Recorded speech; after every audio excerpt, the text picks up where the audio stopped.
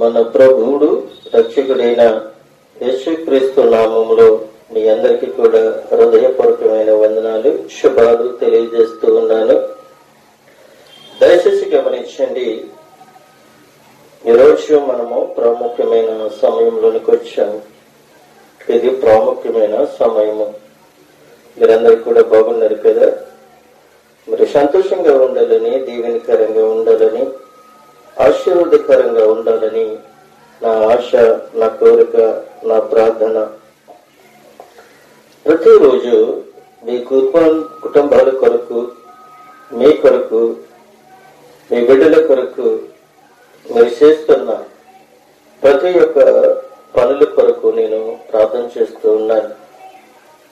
అలాగే నా కొరకు, నా కుటుంబ కొరకు, బిడ్డల కొరకు, పరిచర్య కొరకు మీరు ప్రతిరోజు మమ్మల్ని జ్ఞాపకం చేసుకుంటూ ఉన్నారని, ప్రార్థనలో మీరు మమ్మల్ని, మా కుటుంబాలని మరి దేవుడు కృప ద్వారాగా రక్షించాలని మీరు ప్రార్థన చేస్తూ ఉన్నారని నేను సంతోషిస్తూ ఉన్నాను. ప్రియమైన దేవుని యొక్క బిడ్డలారా, ఈ రోజునే మనము ప్రాముఖ్యమైన విషయాలు మనము నేర్చుకోబోతూ ఉన్నాం. ఈరోజు నేర్చుకోబోయే అంశం మీద దేవుడు మనతో ఆయన మాట్లాడుతూ ఉన్నాడు. స్వయంగా ప్రభువైన యేసుక్రీస్తే ఆయన నోటి ద్వారాగా ఆయన మనతో మాట్లాడుతూ ఉన్నాడు. ఆయన మాట్లాడుతూ ఉన్న దేవుడు ఆయన మోగవాడు మాత్రము కాదు. ఆయన సర్వశక్తిమంతుడు, ఆయన సర్వాధికారి, ఆయన జీవాధిపతి, ఆయన జీవము కలిగిన దేవుడు, ఆయన దైవ కుమారుడు, ఆయన సమస్తమునకు ఆయన దేవుడై ఉన్నాడు. ఆయన ఒక ప్రాంతానికి కాదు, లేక ఒక గ్రామానికి కాదు, లేక ఒక దేశానికి కాదు, లేదంటే నీకు నాకు ఒక్కడే దేవుడు కాదు. ఆయన సృష్టించిన సృష్టికర్త కాబట్టి ఆయన భూమికి దేవుడు. భూమి మీద నివసిస్తున్నటువంటి ప్రతి ఒక్క ఆయన పోలికల చొప్పున ఉన్న ప్రతి ఒక్క బిడ్డలకు ఆయన దేవుడే అన్నాడు. అటువంటి దేవుడు ఆయన మనకి ఒక మాటని తెలియపరుస్తూ ఉన్నాడు. ఈ యొక్క అంశం మీద మనము ధ్యానించుకోబోతూ ఉన్నాం. అంశం ఏంటి అనంటే, లోకమును రక్షించుటకే వచ్చి తిని అని చెప్తూ ఉన్నాడు. చూడండి ప్రేమల దేవుని బిడ్డలారా, యోహాను సువార్త 12వ అధ్యాయము 47వ వచనములో మనం అక్కడ చూసినట్లయితే ఆయన ఈ మాట మనకి తెలియపరుస్తూ ఉన్నాడు. ఎవరైనను నా మాటలు వినియు వాటిని గైకొనకుండిన యెడల నేనతనికి తీర్పు తీర్చెను. నేను లోకమునకు తీర్పు తీర్చుటకు రాలేదు, గాని లోకమును రక్షించుటకే వచ్చి తిని అని చెప్తూ ఉన్నారు. నిజమే ప్రియమైన దేవునికి బిడ్డలారా, ఆయన తీర్పు తీర్చటానికి రాలేదు. ఆయన లోకమును రక్షించుటకే ఆయన వచ్చి ఉన్నాడని అని చెప్తూ ఉన్నాడు. ఆయన లోకానికి ఆయన ఒక మానవుడిగా ఈ భూలోకానికి వచ్చి ఉన్నాడు. ఈ లోకానికి ఒక శరీరధారిగా ఈ భూలోకానికి వచ్చి ఉన్నాడు. ఈ లోకానికి ఒక వెలుగుగా వచ్చి ఉన్నాడు. ఈ లోకానికి ఒక వాక్యముగా వచ్చి ఉన్నాడు. ఈ లోకానికి పరిశుద్ధాత్మ దేవుడిగా సంచరిస్తూ ఉన్నాడు. పరిశుద్ధాత్మ దేవుడు ఆయన ఏమంటున్నాడు అనంటే, లోకమును రక్షించుటకే వచ్చి తిని అని చెప్తున్నాడు. నిజమే, ఈ సృష్టిలో ఎటువంటి జంతువుల కానుంచి చూసినట్లయితే పక్షులు కావచ్చు, జంతువులు కావచ్చు, జీవరాశులు కావచ్చు, ఏదైనా కావచ్చు. ఈ సృష్టిలో ప్రతి ఒక్క జీవరాశిని, ఆ యొక్క సృష్టిలో ఉన్న మానవులను, అక్కడ ప్రతి ఒక్క ప్రజలను ఆయన చూస్తూ ఉన్న దేవుడు. అయితే ఈ యొక్క సృష్టిలో, ఈ యొక్క లోకంలో అనేక మంది ప్రజలు ఉన్నారు. ఈ సృష్టిలో అనేకమైన ప్రజలు ఉన్నారు, అనేకమైన జాతులు ఉన్నాయి. అయితే ఇక్కడ మనం చూసినట్లయితే నీ రంగు వేరు, నా రంగు వేరు, నీ కులం వేరు, నా కులం వేరు, నీ మతం వేరు, నా మతం వేరు. ఇలాగా మానవులమైన మనము కొట్టుకుని చస్తూనే ఉన్నాం. అయితే ఇక్కడ ప్రభువు యేసుక్రీస్తు అంటున్నాడు, లోకానికి నేను తీర్పు తీర్చడానికి రాలేదు, కానీ లోకములను రక్షించుటకే నేను వచ్చి ఉన్నాను అని ప్రభువుని యేసుక్రీస్తు ఆయన నోటి ద్వారాగా, ఆయన యొక్క ఆత్మ ద్వారాగా ఆయన బయలుపరుస్తున్నాడు. అయితే ఈ రోజున మనము గమనించుకోవాల్సిన విషయం ఏమిటి అంటే, యేసుక్రీస్తే ఈ లోకాన్ని రక్షించడానికి వచ్చాను అని చెప్తూ ఉన్నాడు కదా. మనం ఈ లోకంలో బ్రతికినంత కాలము మనము ఎదుటి వాళ్ళకి ఏ న్యాయం చేస్తూ ఉన్నాము, ఏ కుటుంబానికి మనం న్యాయం చేస్తూ ఉన్నాం, ఏ సంఘానికి మనం న్యాయం చేస్తూ ఉన్నాం, ఏ యొక్క బిడ్డలకు మనం న్యాయం చేస్తూ ఉన్నాం, ఆపదలు ఉన్న వారిని ఆదుకుంటున్నామా, బాధలు ఉన్న వాళ్ళని పలకరిస్తూ ఉన్నామా, ఎవరైనా శోధనలో ఉన్నప్పుడు వెళ్ళి వాళ్ళ ఆదరిస్తూ ఉన్నామా? ఎందుకని అంటే పరిశుద్ధాత్మ దేవుడు ఆయన మనల్ని తీర్పు తీర్చడానికి ఈ భూలోకంలోకి రాలేదు అని చెప్తూ ఉన్నాడు. ఈ లోకానికి తీర్పు తీర్చడానికి నేను ఎంతటి వాడిని, నేను తీర్పు తీర్చడానికి రాలేదు కానీ రక్షించడానికి నేను వచ్చాను అని చెప్తూ ఉన్నాడు. అయితే మనమే మన చేతులారా మన జీవితాన్ని పాడు చేసుకుంటూ ఉన్నాం, మన చేతులారా మన ప్రాణాలని తీసివేసుకుంటూ ఉన్నాం, చేతులారా మన కుటుంబాలను మనమే పెరికి వేసుకుంటూ ఉన్నాం, చేతులారా మనం ఉన్న దైవజనుల్ని మనమే త్రోసి వేసుకుంటూ ఉన్నాం. నిజమే ప్రియమైన దేవుని బిడ్డలారా, ప్రభువైన యేసుక్రీస్తు తన స్వదేశంలో అనేకమైన అద్భుత కార్యాలు చేయాలి, ఆశ్చర్య కార్యాలు చేయాలి.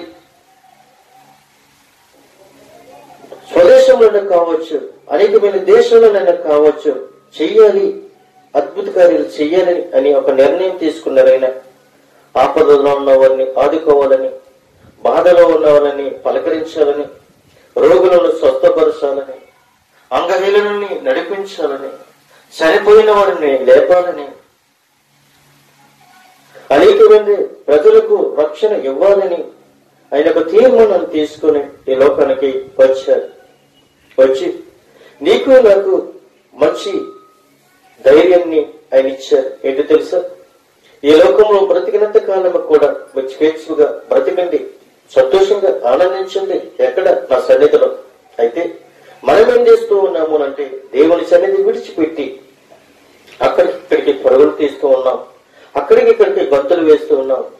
దేవుని యొక్క సన్నిధిని మనము దూరం చేసుకుంటూ ఉన్నాం. సమయం దాటిపోతుంది. ప్రియమైన దేవుని యొక్క బిడ్డలారా, మరి ఈ రోజున మనము సమయాన్ని దొంగలిస్తే ఈ సమయము పోతే మళ్ళీ తిరిగి వస్తుందా నువ్వు అనుకుంటున్నావేమో. ఈ రోజు ఈ సమయం దాటింది అని అంటే మళ్ళీ సంవత్సరం వస్తాదులే, అదే సమయం వస్తుందిలే అని నువ్వు అనుకుంటున్నావేమో. ఈ సమయం దాటింది అంటే, ఇది ప్రాముఖ్యమైన సమయం దాటింది అని అంటే తిరిగి మళ్ళీ వెనక రాదు. ఎందుకని అంటే ఈ రోజు చాలా మంది కావచ్చు, చాలా మంది వివాహాలు చేసుకుంటూ ఉంటారు. చాలా మంది వివాహాలు చేసుకుని ఏం చేస్తూ ఉంటారు, నేను మంచి కుటుంబాన్ని దేవుడు నాకు ఇచ్చాడు అని సంతోషిస్తాం. వివాహం చేసుకున్న ప్రతి ఒక్కరు కూడా దేవుడు ఏం చేస్తాడంటే, దేవుడు మంచి కుటుంబాన్ని నాకు ఇచ్చాడు, మంచి భార్యని మంచి భర్తను నాకు ఇచ్చాడు అని సంతోషిస్తాం. నిజమే, కానీ ఇచ్చిన దేవుడిని మనము మర్చిపోతూ ఉన్నాం. నూతనమైన వివాహం కావచ్చు, నూతనమైన బిడ్డలు కావచ్చు, నూతనమైన గర్భవరము కావచ్చు. దేవుడిచ్చింది ప్రతిదీ కూడా చాలా శాశ్వతమైనదే ఇస్తాడు. కానీ ఆ శాశ్వతమైన దాన్ని మనం ఉపయోగించుకోకుండా మనం ఏం చేస్తూ ఉన్నామో తెలుసా? దేవుణ్ణి మర్చిపోతూ ఉన్నాం ఈ రోజుల్లో. వివాహానికి ముందేమో ప్రభువా నాకు మంచి వివాహం జరిగించు, ప్రభువా మంచి కుటుంబాలకు, మంచి అత్తమామలు నువ్వు, మంచి తల్లిదండ్రులు నువ్వు అని ఎంతగానో రోధిస్తాం. కానీ వివాహం అయిపోయిన తర్వాత తల్లిదండ్రులు విడిచిపెట్టేస్తాం, కుటుంబాలు విడిచిపెట్టేస్తాం, సంఘాలు విడిచిపెట్టేస్తాం, దైవ జనులు విడిచిపెట్టేస్తాం. దేవుడు చేసిన కృపని, దేవుడు చేసిన ఆశీర్వాదాలన్నీ కూడా విడిచిపెట్టేస్తాం. కానీ అంత సంతోషానికి ఇచ్చినప్పుడు దేవుని యొక్క సన్నిధిని విడిచిపెట్టేసి మనం అటు ఇటు పారిపోతూ ఉన్నాం. ప్రియమైన దేవుని యొక్క బిడ్డలారా, ఎదిగే విషయాన్ని చెప్తూ ఉన్నానంటే శాశ్వతమైన జీవితానికి ఇచ్చేది దేవుడు. తీర్పు తీర్చడానికి, లోకాన్ని తీర్పు తీర్చడానికి నేను రాలేదు, రక్షించడానికి వచ్చాను. ఎందుకే తెలుసా? ఈ లోకంలో తీర్పు తీరిస్తే నీవు గాని నేను గాని ఉండము. ఈ సంఘాలు ఉండవు, బిడ్డలు ఉండరు, ఎవరు ఉండరు ఇక్కడ.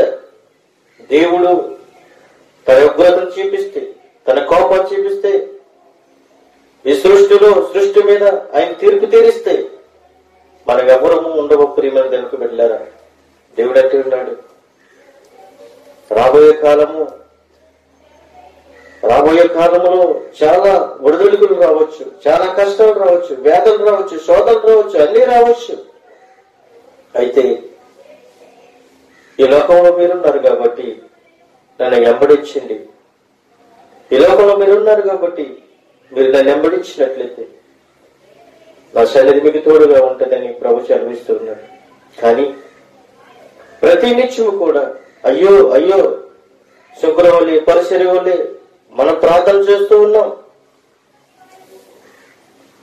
కానీ ప్రియమైన దేవునికి బిడ్డలారా, దేవుడు ఏమంటున్నాడు తెలుసా? శాశ్వతమైన జీవితాన్ని మీకు ఇస్తూ ఉన్నాడు.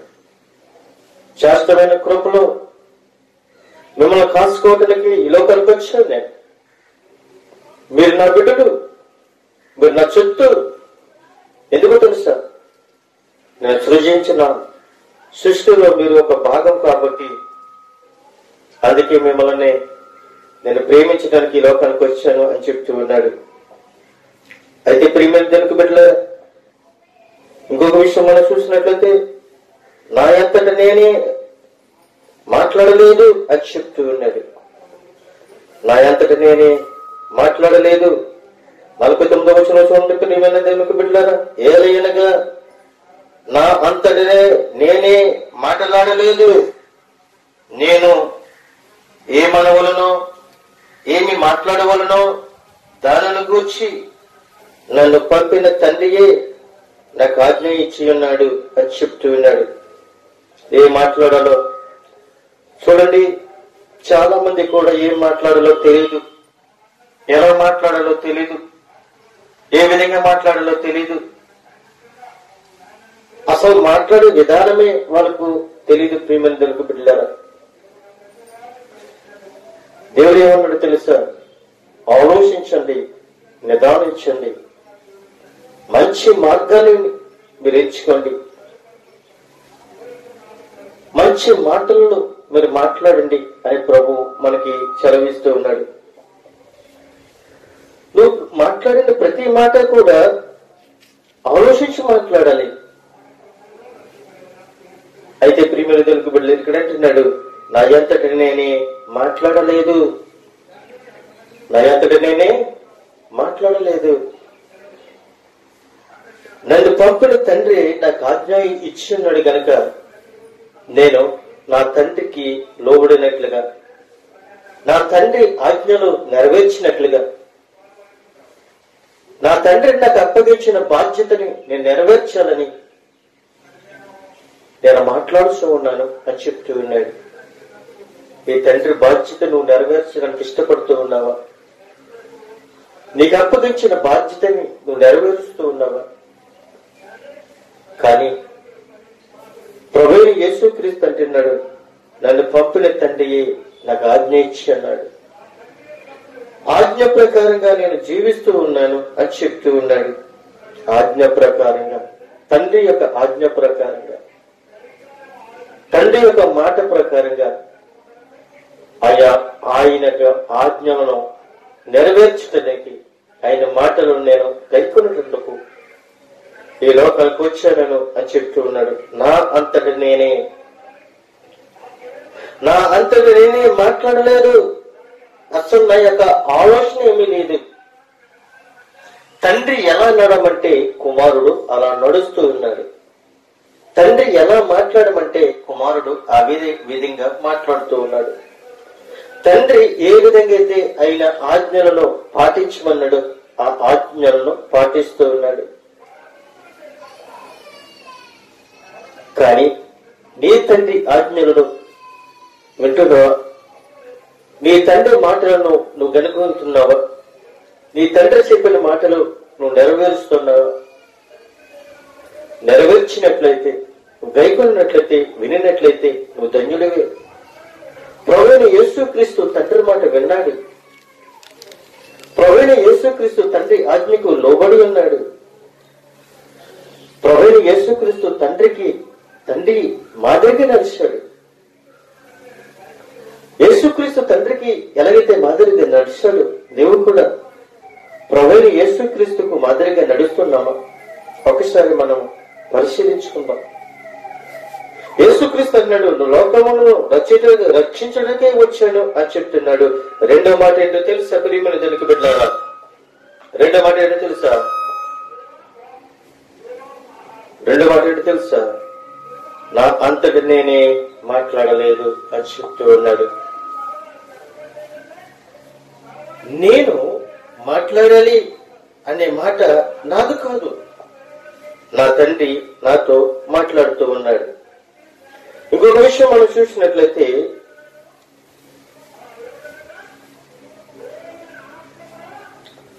మరి ఒక మాట మనం చూసినట్లయితే, మూడో మాట మనం చూసినట్లయితే, లోకములు నన్ను వారిని ప్రేమించి వారిని అంతము వరకు ప్రేమించాను అని చెప్తూ విన్నాడు. యోహాను సువార్త 13వ అధ్యాయము మొదటి వచనంలో మనం చూసినట్లయితే, తాను ఈ లోకముల నుండి తండ్రి యొద్దకు వెళ్ళవలసిన గడియ వచ్చినని యేసు పస్కా పండుగకు ముందే ఎరిగిన వాడే లోకములో ఉన్న తన వారిని ప్రేమించి వారిని అంతము వరకు ప్రేమించాను అని చెప్తూ ఉన్నాడు. ప్రియమైన దేవునికి విడుదల, లోకములో ఉన్న తన వారిని ప్రేమించి, మనమందరము కూడా ఆయన వారమే. ఈ లోకములో సృష్టింపబడిన ఈ సృష్టిలో ఉన్న మనమందరము కూడా ఆయన వారమే. ఆయన పిల్లలమే, ఆయన యొక్క కుమారులమే, ఆయన యొక్క కుమార్తెలమే, ఆయన యొక్క సంఘమే మనము. లోకములో ఉన్న తన వారినందరినీ కూడా ఆయన ప్రేమిస్తూ ఉన్నాడు. మనం ఆయన పిల్లలమై ఉన్నాం. చూడండి, ఒక పక్షి గుడ్డులు పెట్టి పిల్లలలో పొదిగిన తర్వాత ఆ పిల్లలకి శాశ్వతమైన ఆహారము తన పిల్లలకి పెడుతూ ఉంది. ఆ పిల్లలని ఎక్కడైనా ఏదన్నా గెద్ద వచ్చి ఎత్తుకుపోతుందేమో అన్న భయంతో తన రెండు రెక్కల చోటుని తన పిల్లలని కాస్తూ ఉంది.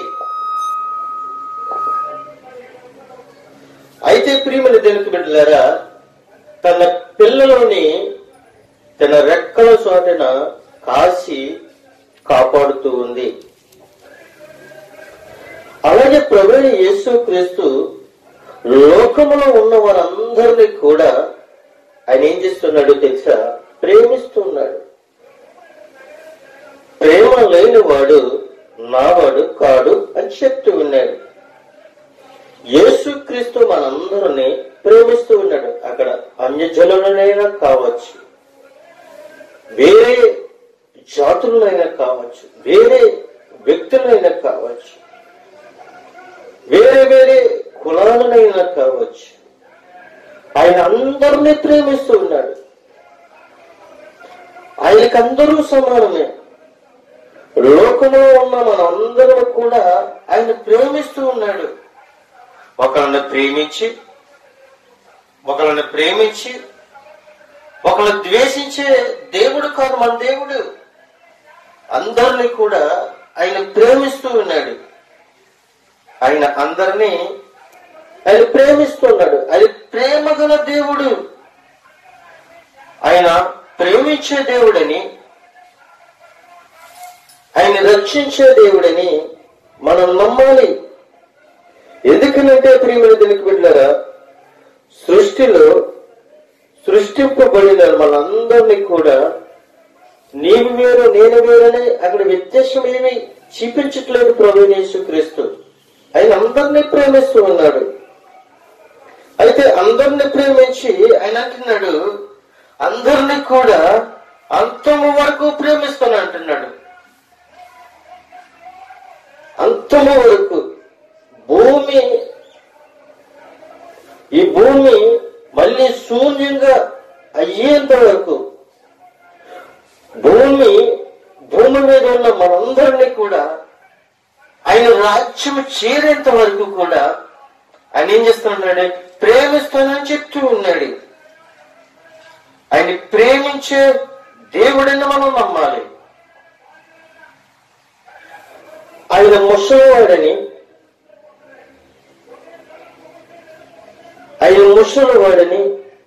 పళ్ళుడుకోని అని, నడవలేడని, మంచం మీద పడున్నాడని ఇది ఆయన చూడటం లేదు. ఆయన ముసలి వాళ్ళని ప్రేమిస్తూ ఉన్నాడు.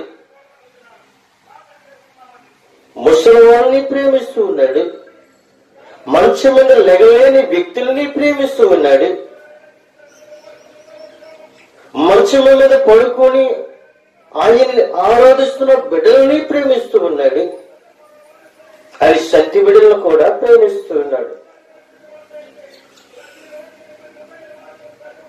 ముదిలో వచ్చే వరకు కూడా నేను ఎత్తుకుంటాను అని చెప్తూ ఉన్నాడు. ముద్దాడుతాను అని చెప్తూ ఉన్నాడు. కన్నా తండ్రికి తన బిడ్డ మళ్ళీ వృద్ధాపం వచ్చి 40 సంవత్సరాలు కావచ్చు, 60 సంవత్సరాలు కావచ్చు, 100 సంవత్సరాలు కావచ్చు, తన కుమారుడిని చూచి తన తండ్రి సంతోషిస్తూ ఉంటాడంట. తండ్రి వృద్ధాపం వచ్చినప్పటికీ కూడా, తన కుమారుడికి వృద్ధాపం వచ్చినప్పటికీ కూడా తన తండ్రి తన కుమారుడి మీద ప్రేమ ఎప్పుడూ చచ్చిపోదంట.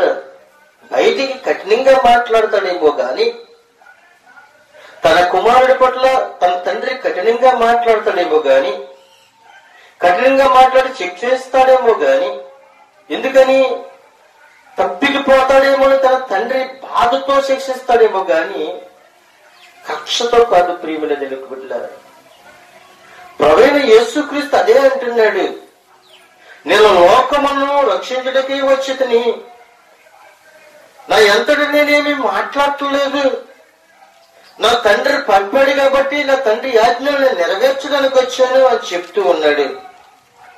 అలాగే లోకములో ఉన్న వారందరినీ నేను ప్రేమిస్తాను అని చెప్తూ చివరిలోకి వచ్చినప్పటికీ ఆయన అంటూ ఉన్నాడు, అంతము వరకు కూడా నేను ప్రేమిస్తాను అని చెప్తూ ఉన్నాడు. అంటే అంతము వరకు కూడా అంటే సంపూర్ణంగా నేను ప్రేమిస్తాను, మిమ్మల్ని అందరినీ కూడా నేను సంపూర్ణంగా ప్రేమిస్తాను. మీరంటే నాకు ద్వేషమేమీ కాదు, మీరంటే నాకు అసూయేమీ కాదు, మీరంటే నాకు కక్షేమీ కాదు. మీరందరూ కూడా నేను సృష్టించిన బిడ్డలు, మిమ్మల్ని పెంచిన బిడ్డలు, మిమ్మల్ని పోషిస్తున్న నా బిడ్డలు, మిమ్మల్ని ఆదరిస్తున్న నా బిడ్డలు, మిమ్మల్ని రక్షిస్తున్న నా బిడ్డలు.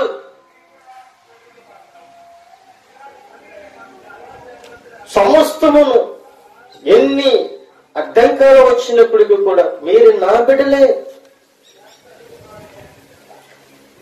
సృష్టి అంతమైపోయినప్పటికీ కూడా, సృష్టిలో ఉన్న ప్రతి ఒక్క మానవాళ్ళు అంతమైపోయినప్పటికీ కూడా మీరందరూ కూడా ఎక్కడుంటారు అంటే నాతో ఉంటారు, నా రాజ్యంలో ఉంటారు. నేను వేరే దిక్కునే, మీరే వేరే దిక్కునే కాదు, నేనున్న స్థలంలో కూడా మీరు కూడా ఉంటారు అని చెప్తూ ఉన్నాడు. అయితే ఈ లోకంలో మనం చూసినట్లయితే వివాహమైన వెంటనే వేరే కాపురం పెడతాం, వేరే కాపురం పెట్టి నా కూర నేను వండుకుంటాను, నా కూర నేను వండుకుంటాను, నా కుటుంబం వేరు నీ కుటుంబం వేరు, నీ బ్రతుకు నువ్వు బ్రతుకు, నా బ్రతుకు నేను బతుకుతాను. అత్తగారు ఏదన్నంటే భర్త వచ్చిన వెంటనే అత్తగారి మీద సాడీలు, కొడుకు వచ్చిన వెంటనే అత్తగారు కోడల మీద సాడీలు. ఇలాగ వ్యత్యాసం ఏమీ లేకుండా వీళ్ళు ఒకరి మీద ఒకళ్ళు సాడీలు చెప్పుకుంటూ తన కుటుంబాన్ని పాడు చేసుకుంటున్నారు ఈ రోజుల్లో. దేవుడు అంటున్నాడు, కుటుంబాలు పాడు చేసుకోవటం కాదు, కుటుంబాలు కట్టండి, కుటుంబాలతో సంతోషంగా ఉండండి. ఎందుకో తెలుసా, లోకంలో ఉన్న వాళ్ళందరినీ నేను ఎలాగైతే ప్రేమించాలో అంతమ వరకు కూడా నేను అలాగే మిమ్మల్ని ప్రేమిస్తాను. అంతమ వరకు కూడా మీ తల్లిదండ్రులకు మీరు లోబడండి, అంతమ వరకు కూడా మీ అత్తామామలకు మీరు లోబడండి. అత్తామామలు కోడలికి సంతోషంగా తెలియని విషయాలు కోడలికి నేర్పండి. తప్పిపోతారేమో, అజ్ఞానంలో నడుస్తారేమో, లోకంలో నడుస్తారేమో,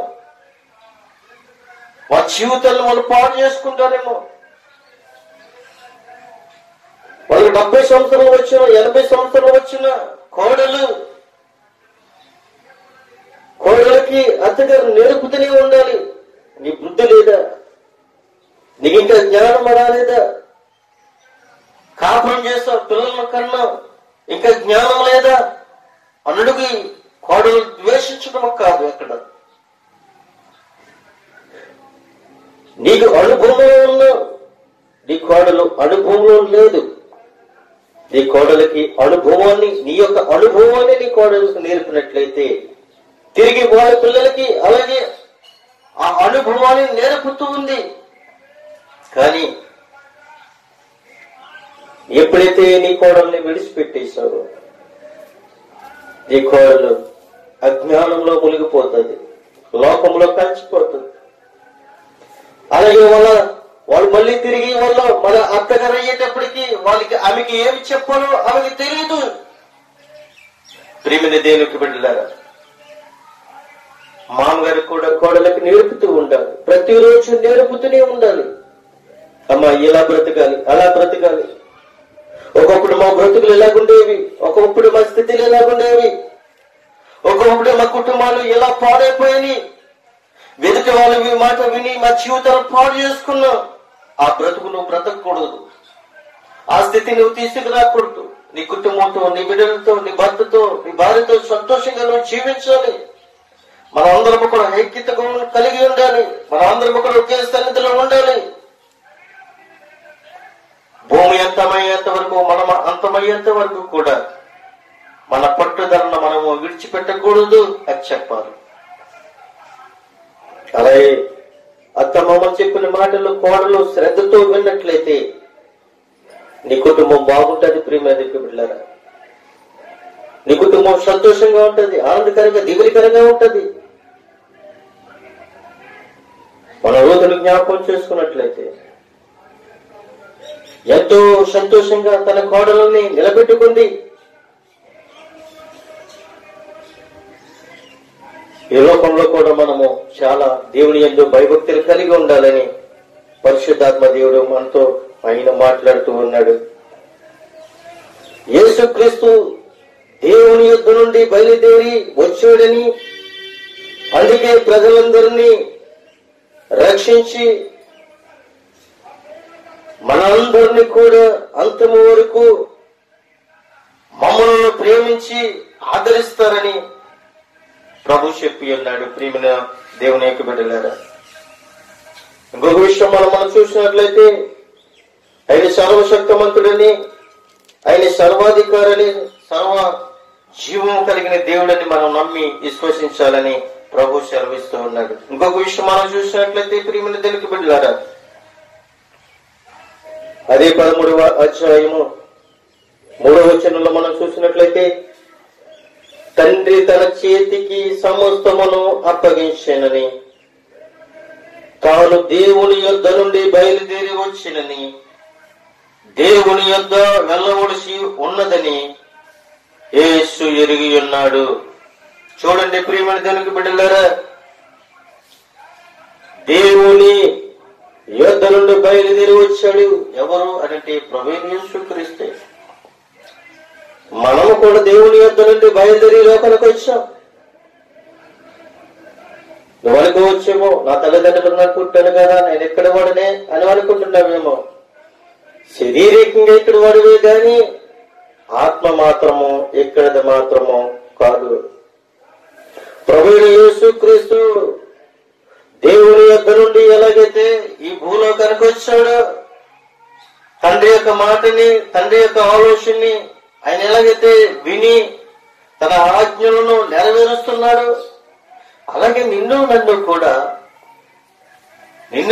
ఆయన ప్రేమించాడు కనుక ఆయన ఆజ్ఞలను మనం కూడా నెరవేర్చాలి కనుక మనము దేవుని రాజ్యం నుండి మనము కూడా ఈ భూలోకానికి యాత్రగా వచ్చాం. ఈ యాత్రను ముగించుకుని తిరిగి ఎవరికాలి వెళ్ళవలసిన సమయం వస్తూనే ఉంది. ఎందుకు తెలిసే ప్రియమైన తెలుగు బిడ్డలారా, నా ప్రభువైన యేసుక్రీస్తు లోకానికి ఒక మానవుడిగా వచ్చాడు. 33.5 సంవత్సరం తన యాత్రను ముగించుకుని తిరిగి తన తండ్రి యొక్క రాజ్యానికి వెళ్ళాడు. అలాగే నిన్ను నన్ను కూడా స్త్రీ అయినా కావచ్చు, పురుషుడైనా కావచ్చు, జంతువులైనా కాదు, ఏ అయినా కావచ్చు, వాళ్ళు సమయము అయిన వెంటనే తిరిగి తన తండ్రి యొక్క రాజ్యానికి వెళ్ళాలి. అయితే అంటున్నాడు ప్రియమైన దేవుని బిడ్డలారా,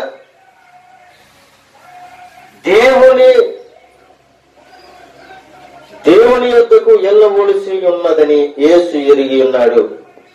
భోజనోపక్తిలో నుండి లెగిసి తన పై వస్త్రము అవతల పెట్టి ఒక తువ్వాలు తీసుకుని నడుముకు కట్టుకుని పల్లెములో నీళ్లు పోసి శిష్యులు పాదాలు కడుగుటకు తాను కట్టుకున్న తువ్వాలతో తుడుచుటకు మొదలు పెట్టినట్లుగా మనం చూస్తున్నాం. మన దేవుడు ఆయన నిజమైన దేవుడు, ఆయన రాయి కాదండి. ఆయన మాట్లాడుతున్న దేవుడు, ఆయన మోగవాడు కాదు. ఆయన ప్రతిరోజు మనందరితో మాట్లాడుతూ ఉన్నాడు. అయితే ఆయన మనకు ఒక మాదిరిగా ఈ లోకానికి వచ్చాడు. ఆయన దేవుని కుమారుడు అయ్యింది, ఆయన దైవ కుమారుడు అయ్యింది. ఏం చేస్తాడు అంటే ఆయన రాజ్య వస్త్రాన్ని తీసి ఒక దిక్కుని వేసి ఒక బానిస కట్టుకున్న ఒక తువాలు తీసుకుని నడనికి కట్టుకున్నారు.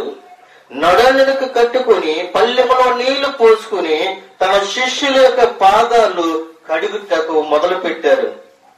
మొదలుపెట్టి కడిగి తన నడువనుకున్న తువాలను తీసుకుని శిష్యుల యొక్క పాదాలని తుడిచాడు. ప్రియమైన తెలుగు బిడ్డలారా, దేవుని యొక్క కుమారుడు, దైవ కుమారుడు, పరిశుద్ధాత్మ దేవుడు ఈ లోకానికి వచ్చి శిష్యుల యొక్క పాదాలు కడిగితే ఈ రోజుని ఎదుటి వాళ్ళతో మాట్లాడటానికి గాని, ఎదుటి వాళ్ళని ఆహ్వానించడానికి గాని, ఎదుటి వాళ్ళని ప్రేమించడానికి గాని మనకి ఏమీ నోరు రాక ఎదుటి వాళ్ళని మనం ద్వేషించడము, ఎదుటి వాళ్ళని మనం దూషించడము, ఎదుటి వాళ్ళని అసహించుకోవడమే మనం నేర్చుకున్నాము. గాని దేవుడు నీకు ఇచ్చిన ప్రేమని నలుగురికి మనం పంచలేకపోతున్నాం. ప్రేమైన దేవునికి బిడ్డలారా, తన ప్రేమని వ్యక్తపరుస్తున్నాడు. నేను దేవుని కుమారుడు కదా, నేను దైవ కుమారుడు కదా, ఇది ఇలానే చేయవలసిన పని ఏంటి? నేను చెప్తే అనేక మంది వస్తారులే, పని చేస్తారులే. ఆయన ఆలోచించలేదు. అక్కడ ఆయన ఏం చేసినా తెలుసా? పల్లెములో నీళ్లు పోసుకొని శిష్యుల యొక్క పాదాలు కడిగాడు. ఆ కట్టుకున్న నడని కట్టుకున్న ఒక రుమాలు తీసుకుని శిష్యుల పాదాలని తుడిశాడు. అది మనం గ్రహించలేకపోతున్నాం. వచ్చిన చుట్టమ్మనికి, వచ్చిన బంధువుకు గాని, స్నేహితుడికి గాని, ఎవరికైనా కావచ్చు, చెబుతో మంచినీళ్ళు నిలబడకపోతున్నాం. వెళ్ళి ఎవరి వచ్చిన బంధువుని వెళ్ళి ఆ ట్యాప్ కడికి వెళ్ళి కాళ్ళు కడుక్కున్నారండి, ఆ నూతి కడికి వెళ్ళి కాళ్ళు కడుక్కున్నారండి, వెళ్ళి అయ్యే ఒక్క బకెట్లు ఉన్నాయి కాళ్ళు కడుక్కుని రండి అని అంటున్నామే గాని, వెళ్ళి నీ ఇంటికి వచ్చిన బంధువుడికి చెంబుతో నీళ్లు తీసి చేతికిచ్చి కాళ్ళు కడుక్కోండి అన్న విషయాన్ని, ఆ జ్ఞానాన్ని మనము మర్చిపోతూ ఉన్నాము. ప్రియమైన దేవునికి బిడ్డలారా, మరి ఒక విషయాన్ని మనం జ్ఞాపకం చేసుకున్నట్లయితే యోహాను సువార్త 13వ అధ్యాయము 34వ వచనములో మనం చూసినట్లయితే ఆయన ఖచ్చితంగా మనకి ఇక్కడ అంటున్నాడు, మీకు కొత్త ఆజ్ఞ ఇచ్చి ఉన్నాను అని చెప్తూ ఉన్నాడు. చూడండి, యోహాను సువార్త 13వ అధ్యాయము 34వ వచనములో, మీరు ఒకరినికొకరు ప్రేమింపవలెనని మీకు క్రొత్త ఆజ్ఞ ఇచ్చి ఉన్నాను. నేను మిమ్మల్ని ప్రేమించినట్టే మీరును ఒకరినొకరు ప్రేమింపవలెనని ఆయన ఖచ్చితంగా చెప్తూ ఉన్నాడు. ఇది ఒక కొత్త ఆజ్ఞ, ఇది పాత ఆజ్ఞ. ఒకరినొకరు ప్రేమించుకోండి, ఒకరినొకరు ద్వేషించుకోవద్దు అని చెప్తూ ఉన్నారు. నేను మిమ్మల్ని ప్రేమించినట్లుగా, మిమ్మల్ని నేను ప్రేమతో మాట్లాడినట్లుగా, నేను మిమ్మల్ని శ్రద్ధతో మిమ్మల్ని ఆదరించినట్లుగా మీరేం కలిగి ఉండాలి అని అంటే ఒకరినొకరు ప్రేమించుకోవాలి అని చెప్తూ ఉన్నాడు. ఒకరికొకరు ప్రేమించుకోమనంటే ఎదుటి వాళ్ళని వెళ్ళి నిన్ను నేను ప్రేమిస్తున్నాను, నిన్ను నేను పెళ్లి చేసుకుంటాను అని ప్రేమించడం కాదు. ఇక్కడ క్రీస్తు ప్రేమను చూపించమంటున్నాడు. ఒకరికొకరు ప్రేమించుకోండి అంటే దానంటే వెళ్తున్న అమ్మాయిని చూసి నేను ప్రేమిస్తూ ఉన్నాను, నన్ను పెళ్లి చేసుకో అని అంటాం కాదండి. దేవుని యొక్క స్వరూపము కలిగిన మనం అందరము కూడా దేవుని యొక్క బిడ్డలము కాబట్టి దేవుని యొక్క ప్రేమ ఏంటి అని అంటే ఆపదలో ఉన్న వారిని నీ ప్రేమను చూపించటము, రోగము కలిగి ఉన్న వ్యక్తిని నీ ప్రేమను చూపించటము, మంచము మీద పడిన వ్యక్తులని నువ్వు వెళ్ళి పలకరించి దేవుని యొక్క ప్రేమను చూపించటము. ఇది ప్రేమించటం అంటే. వాడు కృంగిపోతూ ఉంటే దేవుని యొక్క సన్నిధిలోనికి తీసుకుని రావడమే దేవుని యొక్క ప్రేమించడం, అంతే తప్ప గాని దారంటి వెళ్ళిపోయిన అమ్మాయిని, దారంటి వెళ్ళిపోయిన అబ్బాయిని చూసి నన్ను ప్రేమించు అని అంటాము, అది ప్రేమ, అది కాదు. సాతానుగాడు నిన్ను వేధిస్తూ ఉన్నాడు అని అంటే నువ్వు పాడైపోవాలనే చూస్తాడు గాని నువ్వు దీవింపబడాలని సాతానుగాడు నిన్ను చూడు. పాపంలో మునిగిపోవాలని, పాపంలోనే సరిపోవాలని, పాపంలోనే జీవించాలని సాతానుగాడు ఎన్నో కుయుక్తులు ఎత్తుతూ ఉంటాడు.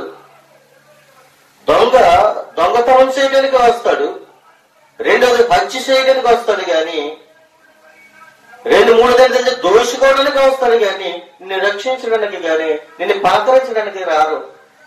దొంగ అర్ధరాత్రి కాడ ఎలాగున్నావు, ఏ విధంగా ఉన్నావు అని పలకరించడానికి రాడండి. దొంగతనము చేయటానికే వస్తాడు, దొంగ నరహత్య చేయటానికే వస్తాడు, దొంగ దోచుకోవడానికే వస్తాడు గాని నేను ప్రేమిస్తాను, నిన్ను ఆదరిస్తాను అని దొంగ నీ దగ్గరికి వచ్చి చెప్పడండి. ఈ సాతానుగాడు ఒక దొంగతనం చేయడానికే వస్తాడు. ఈ సాతానుగాడు నరహత్య చేయడానికే వస్తాడు. ఈ సాతానుగాడు, ఈ దొంగ నిన్ను పాడు చేయడానికి వస్తాడు. నీ శరీరం పాడు చేయడానికి, నీ జీవితాన్ని పాడు చేయడానికి, నీ కుటుంబాన్ని పాడు చేయడానికి, నీ సమయాన్ని పాడు చేయడానికి, నీ చదువును పాడు చేయడానికి, నీ తలంపులు పాడు చేయడానికి ఈ సాతానుగాడు అనే దొంగ నీ దగ్గరకు వస్తాడు. నీ దగ్గరికి రాకుండా ఉండాలి అని అంటే, నిన్ను చూసి పారిపోవాలి అని అంటే, దేవుని యొక్క వాక్యము నీ హృదయంలో ఉండాలి. దేవుని యొక్క ఆజ్ఞలు నీలో ఉండాలి. దేవుని యొక్క ప్రేమ నీలో నింపబడిపోయి ఉన్నప్పుడే సాతానుగాడు నిన్ను చూసి పారిపోతాడు. ప్రియమైన దానికి బిడ్డలారా, దేవుడు నీకు నాకు కొత్త ఆజ్ఞ ఇచ్చినాడు. ఏంటంటే, నేను మిమ్మల్ని ప్రేమించినట్టే మీరును ఒకరినొకరు ప్రేమించుకోవాలి. ఒకరి ఎడల ఒకడు ప్రేమ గలవాడి ఉన్న ఎడల దీనిని బట్టి మీరు నా శిష్యులని అందరూ చెప్పుకుంటారు. ప్రేమ కలిగి ఉంటే, అందరూ కూడా ఐక్యత కలిగి ఉంటే దేవుని బిడ్డలరా, దేవుని కుమారులరా, దేవుని యొక్క శిష్యులరా అని చెప్పుకుంటారంట. అంతే తప్ప గాని రెండోదిగా ఏమీ లేదని ఇక్కడ తెలియపరుస్తూ ఉన్నాడు. మరి ఒక విషయం చూసి నేను ముగించడానికి ఇష్టపడుతున్నాను. యోహాను సువార్త 14వ అధ్యాయము 15వ వచనంలో చూసినట్లయితే ఆయన మరి ఒక మాట మనల్ని బయలుపరుస్తున్నాడు. మీరు నన్ను ప్రేమించిన ఎడల నా ఆజ్ఞలను గైకొందురు అని చెప్తూ ఉన్నాడు. చూడండి, మీరు నన్ను ప్రేమించిన ఎడల నా ఆజ్ఞలను గైకొందురు అని అంటున్నాడు. దేవుణ్ణి ప్రేమిస్తే దేవుని ఆజ్ఞలను ప్రేమించినట్లే, దేవుని మహిమపరిచినట్లయితే దేవుడు చేసిన కార్యాలను మహిమపరిచినట్లే, దేవుడు చేసిన అద్భుతాలను గురించి నువ్వు ప్రార్థన చేసినట్లయితే, దేవుడు చేసిన కార్యాలను వినినట్లయితే, చూసినట్లయితే నువ్వేమేంటో తెలుసా? ఆయన బిడ్డలు ఉంటారు. ప్రియమైన బిడ్డలారా, మిమ్మల్ని మిమ్మల్ని అనాథలుగా ఎడవను అని చెప్తూ ఉన్నాడు. 18వ వచనం అంటున్నాడు, మిమ్మల్ని నేను అనాథలుగా ఎడవను, మీ వద్దకు నేను వద్దును. కొంతకాలమైన తర్వాత లోకము నన్ను మరి ఎన్నడూ చూడదు.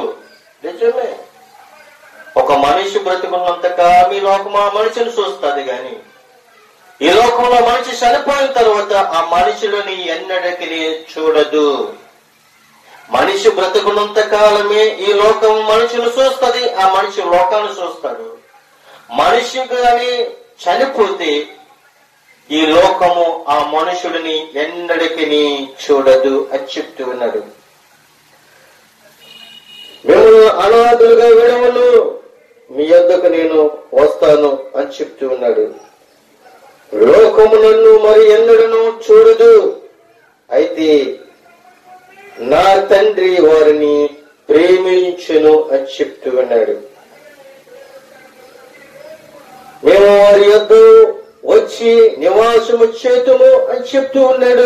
ప్రియమైన దేవునికి బిడ్డలారా, చూడండి, నివాసం చేతుము అని అంటున్నాడు. అది యోహాను సువార్త 14వ అధ్యాయము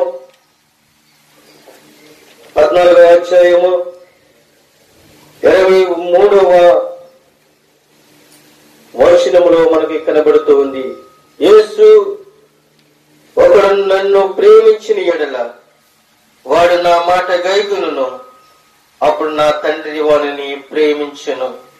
మేము వాని యొద్దకు వచ్చి వాని యొద్ద నివాసము చేతుము. నన్ను ప్రేమింపని వాడు నా మాటలు గైకొనడు. మీరు వినుచున్న మాట నా మాట కాదు, నన్ను పంపిన తండ్రిదే అని చెప్తూ విన్నాడు. ప్రియమైన దేవుని యొక్క బిడ్డలారా, ఎప్పుడైతే దేవుని యొక్క మాట మనం వింటామో ఆయన మన వద్దకు వచ్చి మన యొద్ద నివాసం చేస్తాడు. మన ఇంటిలో నివాసం చేస్తాడు, మన తలంపులో నివాసం చేస్తాడు, మన హృదయంలో నివాసం చేస్తాడు, మన పక్కనే ఆయన ఉంటాడు. ప్రియమైన దేవుని బిడ్డలారా, తండ్రి చెప్పిన మాట కుమారుడు నెరవేర్చాడు కాబట్టి తండ్రి కుమారుణ్ణి తన రాజ్యములో తన కుడిపార్శ్వమున కూర్చోబెట్టుకున్నాడు. అలాగే తండ్రి తన కుమారుని ఎలాగైతే కుడిపార్శ్వమున పెట్టుకున్నాడో అలాగే ప్రభువైన యేసుక్రీస్తు మన మధ్యకు వచ్చి మన మధ్యన ఆయన నివాసం చేస్తానని ఆయన వాగ్దానం చేస్తున్నాడు. మనం బ్రతికినంత కాలం, మనం బ్రతుకులన్నీ దినములన్నీ కూడా ఆయన వెంట మనం నడిస్తే, ఆయన మాటలు మనము గైకొంటే, ఆయన ఆజ్ఞలను మనం జీవిస్తే, ఆయన చేసిన కార్యాలను బట్టి మనం ప్రార్థన చేస్తే, ఆయన చేసిన కార్యాలు ఎదటి వాళ్ళకు మనం నడిపిస్తే, నెరవేర్చితే, అందిస్తే, మనమందరము కూడా ఎక్కడుంటామో తెలుసా? ఆయన రాజ్యంలో ఉంటాం. ఆయన రాజ్యంలో ఉండటమే కాదు, మనం బ్రతికినంత కాలము కూడా పరలోకం నుండి భూలోకానికి మన మధ్యకు వచ్చి మనతో ఆయన నివాసం చేస్తానని ఇక్కడ ఖచ్చితంగా వాక్యం ద్వారా ఆయన మనతో మాట్లాడి ఉన్నాడు. మనము 4 విషయాలు మనం నేర్చుకున్నాం అంశములో. లోకమును రక్షించుటకే వచ్చితని అని మనం చూస్తాం. లోకములను వారిని ప్రేమించి వారిని అంతము వరకు ప్రేమించినని ఆయన 2వ మాటగా మనం చూసాం. 3వ మాటగా మనం చూసినట్లయితే మీకు కొత్త ఆజ్ఞ ఇచ్చి ఉన్నాను అని చెప్తూ ఉన్నాడు. 4వ మాట ఏంటంటే ప్రియమైన దేవుని బిడ్డలారా, మీరు నన్ను ప్రేమించిన ఎడల నా ఆజ్ఞలను గైకొందురు అని చెప్తూ ఉన్నాడు. అయితే ప్రియమైన దేవునికి బిడ్డలారా, ఈ మాటలు వింటున్న నీవును నేను మనమందరము కూడా జీవితకాలం అంతా కూడా ప్రభు సన్నిధిలో సాగాలని, ప్రభు మన మధ్యన నిత్యము కూడా నివసిస్తాడని మనం నమ్మిన ఎడల, మనం నమ్మితే విశ్వాసిస్తే ఆయన యొక్క రాకడ సమీపంలో మనమందరము కూడా సంతోషంగా దేవుని యొక్క రాజ్యానికి వారసులం అవుతామని, దేవుని మాటలు విని విశ్వసించి అనేక మందికి ఆయనకి రాజ్య సువార్తను మనం అందరము కూడా దేవుని యొక్క వాక్యాన్ని ప్రకటించాలని కోరుకుంటూ నా మాటలను ముగిస్తూ ఉన్నాను. కొద్ది మాటలు దేవుడు దీవించును గాక. ఆమేన్.